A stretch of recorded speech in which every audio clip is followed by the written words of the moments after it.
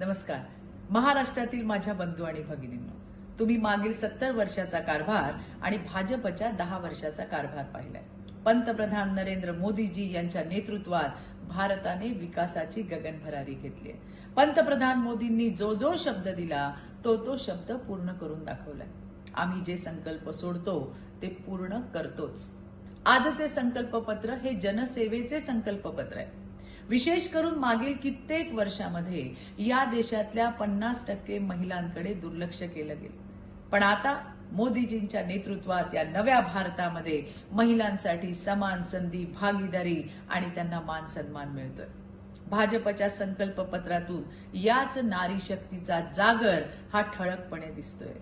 आतापर्यंत देशभरातल्या 1 कोटी गरीब महिलांना प्रधानमंत्री आवास योजनेच्या माध्यमातून मोदीजींनी लखपती केलंय. येणाऱ्या दिवसामध्ये पुन्हा एकदा 3 कोटी महिलांना लखपती बनवण्याचं आमचं उद्देश आहे.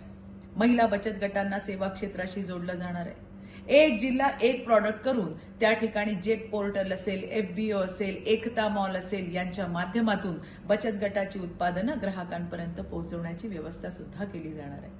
एवढंच नाही, कामगार महिलांसाठी विविध सुविधा, महिलांच्या खेळातील सहभाग सुद्धा याच्या पुढे वाढणार आहे. महिलांच्या आरोग्याचं रक्षण केलं जाणार आहे. सर्व्हायकल कॅन्सर, ब्रेस्ट कॅन्सर सारख्या आजारांवरती विशेष लक्ष मोदी सरकार देणार आहे. महिला शक्ती अधिनियम कायदा हा आणखीन प्रभावीपणे लवकरच त्या ठिकाणी लागू होतोय. त्याचबरोबरीने शक्ती डेस्कचा विस्तार आणि आपल्यासाठी असणारी इमर्जन्सी फोन सेवा, इमर्जन्सी मदतीची सेवा 112 नंबर 112 याची व्याप्ती सुद्धा महिलांनो येणाऱ्या दिवसामध्ये अधिक वाढवली जाणार आहे आपल्या मोदी सरकारकडनं. प्रत्येक घरामध्ये पाईपलाईनच्या माध्यमातून गॅस सर्व्हिस सुद्धा देण्याचं काम मोदी सरकार करणार आहे.